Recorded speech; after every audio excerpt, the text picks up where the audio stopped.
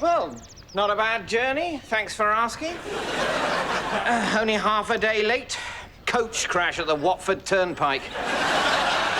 What wasn't the crash that delayed us? Amazingly, the local watch cleared that up with some efficiency.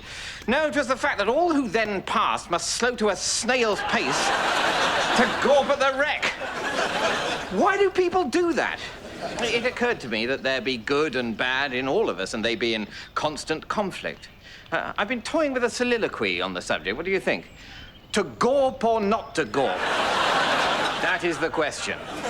Whether 'tis nobler to ogle at a coachman squashed under a dead horse, or take arms against the urge to perv, and by opposing, feel a bit better about oneself.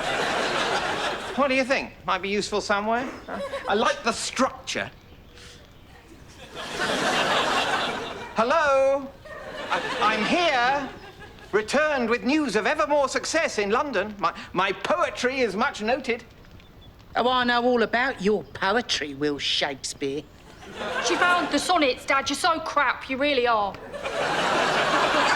The sonnets? But surely she couldn't read them? She made me read them to her. Why did I teach that girl to read? Hoist am I by my own socially enlightened petard. I never thought a son of mine could be so base. It's my own fault for marrying beneath me. The only thing beneath you when you got married was the bloody floor woman. You didn't have a pot to piss him. Who's this dark lady, Will? Dark lady? Is there a dark lady? Oh, you know right well there's a dark lady, forsooth. Nobody says forsooth anymore, Mum. It's medieval. Oh, the dark lady in the sonnets. Yes, Will. The lady in the sonnets. The dark-eyed woman with the thick black hair you seem so fascinated with. Well, perchance 'tis thee, Anne, for you have dark eyes and raven hair. In a certain light. Good poetry is never direct or literal. The imagery should be oblique. Read me those bits we marked, Susanna.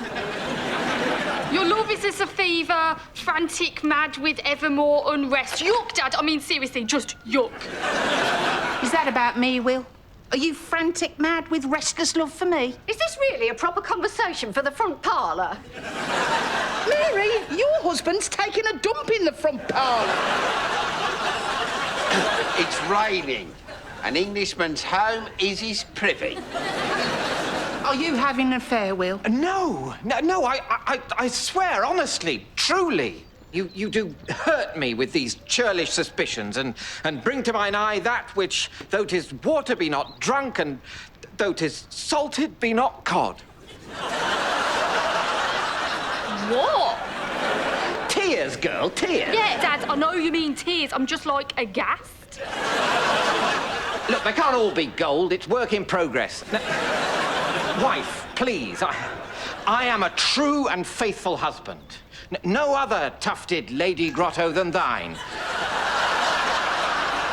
hath given good shelter to the stranger in the purple helm that doth enter upstanding strong, but departs a limp and shrunken weakling. I'm actually going to be sick. My wife, Anne, is very angry with me because I've written 154 love poems to people who are not her. God, women. I mean, they're so bloody sensitive. I know. The point is, Kate, how can I put it right? Well, I suppose the first question is, do you still love Anne? Yes, definitely. I honestly do. Ignorant, illiterate milkmaid though she be. It's just that after 13 years, I'd really like to lie with someone else. Well, duh. I'm not going to. I'd just like to. A lot. A really, really lot. Poetry helps me deal with these unworthy urges. I grab my trusty nib, my wrist starts to fly, and within a few strokes, relief pours out of me. Well, I'm sorry, Mr. Shakespeare, but if ever things are to be right twixt you and Anne again, you're going to have to stop loving whoever it is you're writing these naughty poems to. If only it was so simple. But the fair youth and the dark lady are my twin muses. 'Tis they who empower my verse. Besides, once the two of them read my sublime and bewitching sonnets, I very much doubt that they'll be able to stop loving me. And this by that I prove. Love's fire hates water. Water cools, not love. Doesn't rhyme. The sonnets, my lady. See how fervently she reads. How grateful will she be to be the subject of such divine verse. Just reading the one about my eyes being nothing like the sun. Ah, yes, a brilliant opening image, don't you think? The sun being bright, shining, radiant, and above all, hot. Yes, absolutely. But you are saying my eyes are not? Bit of an own goal there, mate. Well, not as bright, shining, radiant, or hot, obviously. We're talking about the sun, Amelia. If snow be white, why then her breasts are done. Done is an English word for grey-brown, no? As when you say done cow. Ouch, 2-0. Well, yes, but the image is only partially bovine. I'm not suggesting you have but one bosom with 4 nipples. Will, you're really digging a hole for yourself here, mate. The breath of my mistress reeks. Were you happy with this as well, Mr. Shakespeare? I don't know. Should it have been stinks? So this is supposed to be flattering. Just so I understand. I get it. Perhaps I should have explained. This love sonnet is particularly brilliant because besides being a love sonnet, it also satirizes love sonnets. You see? You're getting double bubble. Ah! This is satirical. Yes, conventionally, love sonnets are ridiculously flattering. They make absurdly overblown claims for the beauty of their subject. Well, we wouldn't want that, would we? Exactly. The love I show you in my startlingly innovative 130th sonnet is greater because it recognizes your flaws. Next time, bring me sweets. Actually, I've read a poem for you as well. Emilia. Emilia. By God, I'd like to feel ya. At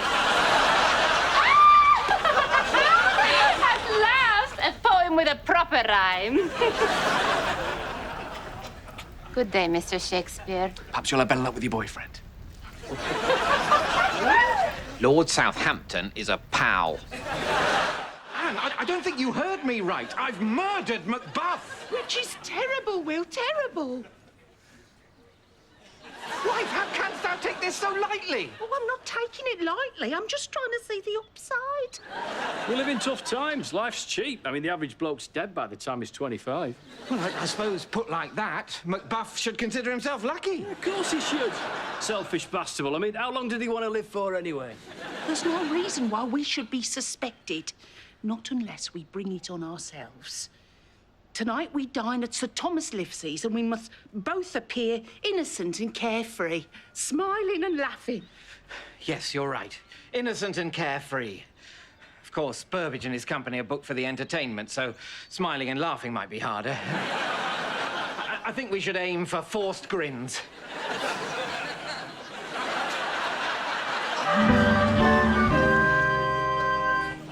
Telling you, it's time to take some risks. Push the boundaries. Mash it up, yeah? But, Kemp, we have given Gamma Gertin's needle at every private engagement for over 30 years. Oh, hello. What are you not getting? Gamma Gertin's needle is old. It is therefore, by definition, crap. Oh, it's very harsh. The world's moved on, mate. Little thing called the Renaissance. Heard of it? We've got to challenge the form, do some proper clowning. God's sake, Kemp, all right, just talk us through it again. Commedia dell'arte, mate.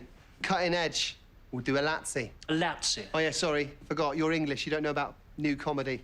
It's a pre-agreed scenario around which we'll improvise. Improv what? Improv, mate, yeah? Going with the flow, yeah? Picking up the ball. Free-forming. Finding the comedy, ooh, in the moment. But I don't need to find my comedy. I know exactly what it is. I simply take my inflated pig's bladder. I drop it on the floor. I stoop to pick it up. Mr. Condell kicks me up the bum shank. I go, ooh, he says... Oh, master, now thy eyes be as red as thy face. And the whole room explodes in merriment. Yeah. Sorry, mate, but people don't want jokes. They want attitude. We'll do a famous Latsy the Fly. It's brilliant. I'm only going to do it if you stop laughing that laugh. Can't, mate. Sometimes it's the only way I have of expressing the breadth and depth of my comic instincts, so live with it, yeah? Well, now, Mrs. Shakespeare, Lady Livesey and I are most happy to welcome you to our mansion. Oh, yes. It is splendid to be dining with the gentry, Sir Thomas, now that my Will is advancing in the world. Kit Marlowe, whom you know, of course, will be joining us. He's just finishing a French lesson with our governess. And we have another guest come in refuge from the plague, Robert Greene. Green? Here? He gave you a poor review, did he not? Yes, he did. He called me upstart in his groat's worth of wit. I am honored indeed that a great poet like yourself remembers my poor slander. After all, I only studied classics at Cambridge University, whilst you, great Hermes, did reading and adding up at Stratford Bumbling School. I care not for your slanders, Green, although methinks a better title than a groat's worth of wit would be to take wit, subtract 2 greens, and add a call for silence. I do not follow you, sir. Why, you, sir, are Robert Greene, so 2 greens is double U. Take double U from wit, and you have but it. A call for silence is a very shh, and add a shh to it, and you have a groat's worth of what you write.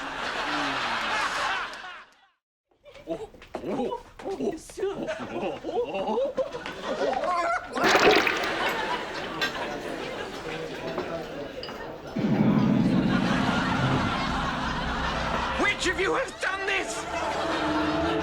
Never shake thy milky chops at me! What ails you, sirrah? Stay back, vengeful spirit! He sees some vision. His eye is fixed with terror. Now, some say 'tis conscience that maketh men see vengeful vision. No, it is just a little fit. He has a very active imagination. It's his thing. For Lordy's sake, it is just a painting of fear, like the air-drawn milk jug you saw in your wet dream. Look, wife! Look! Save us all. Sorry I'm late. Slight accident. The chef says the code put will be another half an hour. You all right, Will? Look like you've seen a ghost. Boogity, boogity. Methinks I see a chance to rid myself of this unctuous oik. Well, if pudding be delayed, then let us have our show. Bring on the players.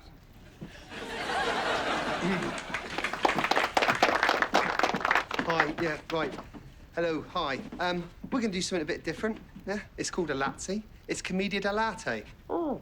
It's cutting-edge comedy from Italy, where I've performed and won several awards. Just saying. So, right, Punchinella, servant to Pantalone. See, my master comes. Well, now, servant, I wonder if we shall have any visitors today. Oh, go and see who that is. Huh? Ah, anybody there? Not a fly, sir. Not a fly. Loving it? Yeah. It's Italian, see? Proper comedy, so... Ah, go and see who that is. Anyone there? Again, sir. Not a fly. Not a fly. Yeah? Yeah? Keeping up so far? Yeah? Not too challenging or groundbreaking, is it? So, yeah, fine. Ah, this time I shall go myself to... Yeah, right. Right, this is the funny bit. Yeah? This is where it gets really good, right? And if you don't love it, well, your problem, so...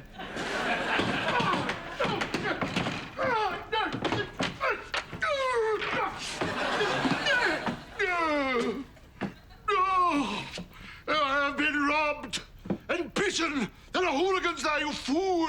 Yeah, but there wasn't a fly, was there? brilliant, yeah? Oh, God. Oh, just a bit there. We're dying on our Arsingtons. Condell, quickly! What's this here? Oops, my old pig's bladder. Up! I've dropped it on the floor. I better stoop to pick it up. Hey? Oh, master, now they ask me as red as thy face.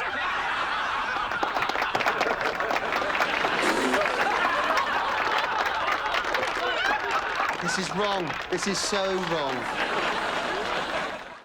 Do not, under any circumstances, discuss your feelings.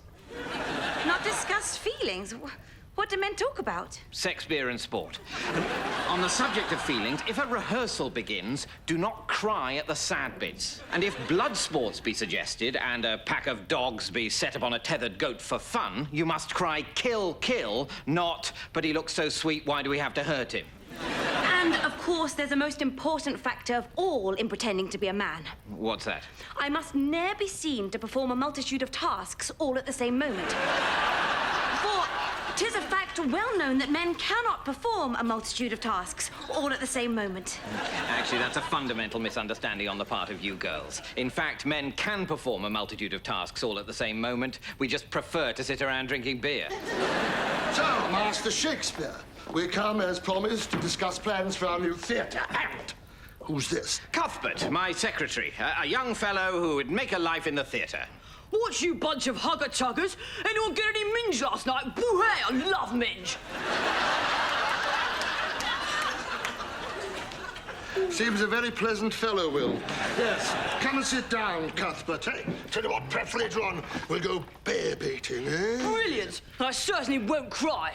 So, Will, as you know, the god-prodding purity it is in the city have forced our company beyond London's walls. So we plan to build south of the river in Southwark. Yes, England's first purpose-built theatre. Think of it, Burbage, we're actually inventing the form. Absolutely. It falls upon us to lay the very foundation stone of theatre architecture. So, a playhouse. What is it? A big space for people to stand in. Yes, that's a good beginning. Yes, what else? What else? Stage at one end, probably. A stage, for certain, a stage. This is so exciting, and since our building will be only for the production of plays and not also for boozing and bear baiting, as has been the custom to date, there's no limit to the effects we can install. Traps, drapes, screens. With such devices, great battles and mighty tempests can be presented. Yeah? But really? Not sure. Do you have an observation to make, Kemp? Just saying, but battles, tempests, bit dated. Wrong thing to say. Don't care. Said it now, say. Dated, Kemp. Not gonna lie. All that shouting, all that, oh, I'm a king and my army's all dead. That's not relatable. That's not interesting. And what do you suggest? Well, instead of setting the big scene in a battle, why not set it in the King's Counting House? In an office? Observational, see? Minimal is the new epic. Yeah? Instead of having heroic characters struggling with war and murder, they could all be really ordinary and worried about really tiny things like, ooh, did you use my quill? Oh, was that your quill? Well, yeah, that was my quill. It's got my name on it. Oh, sorry. Well, you can borrow it, but if you ask, maybe. Please respect my stuff. That sort of thing. It'd be brilliant. Do shut up, Kemp. We must consider the auditorium, too. We'll need a toilet, methinks. Will's plays be very long. Very, very long. Incredibly long.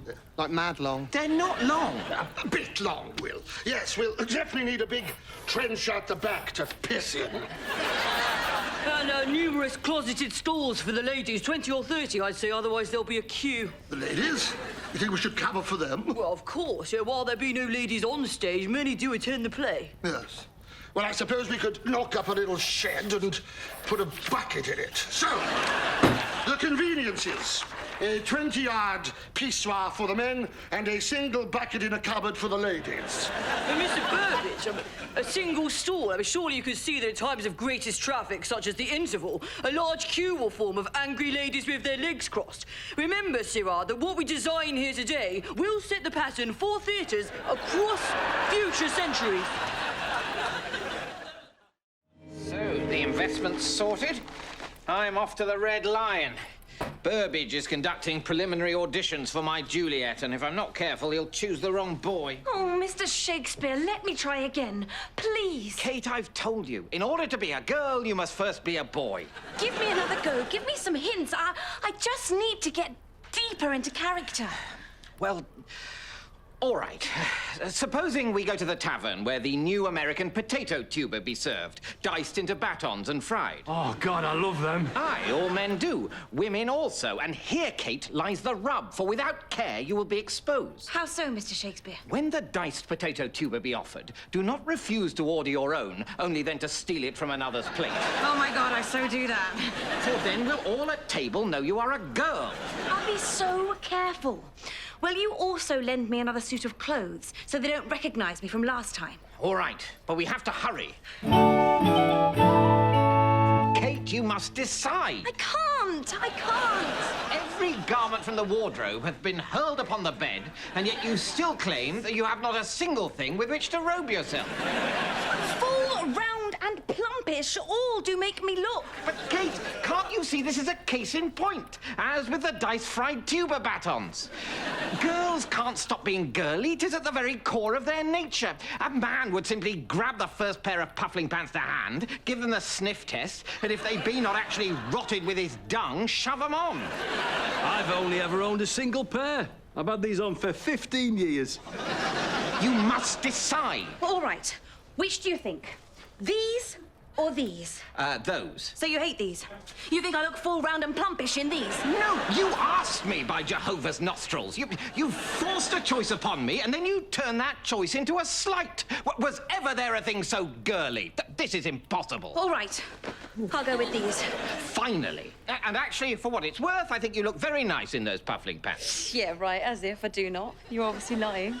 Oh, God. Look, Kate, I'm sorry, but I'm not doing this. It's quite clear that you can never convince as a man, and therefore there is no possibility of your ever earning the opportunity to convince as a woman. Now, I have far more pressing concerns. You wait, Mr. Shakespeare. I will find a way to prove my worth.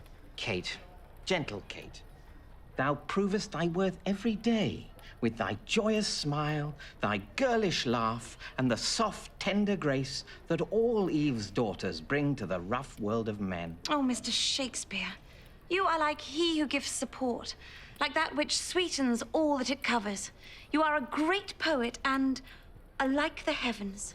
Kate, your words move me, but I would fain know their meaning. Why, he who gives support is a patron. That which sweetens all that it covers be but icing. A great poet is a bard, and the heavens, of course, be starred. Put them together and you get... Patron, icing, bard, starred. I'll leave it with you. God, her and her women's emancipation stuff. Yeah. Talk about having a dice-fried tuber baton on her shoulder.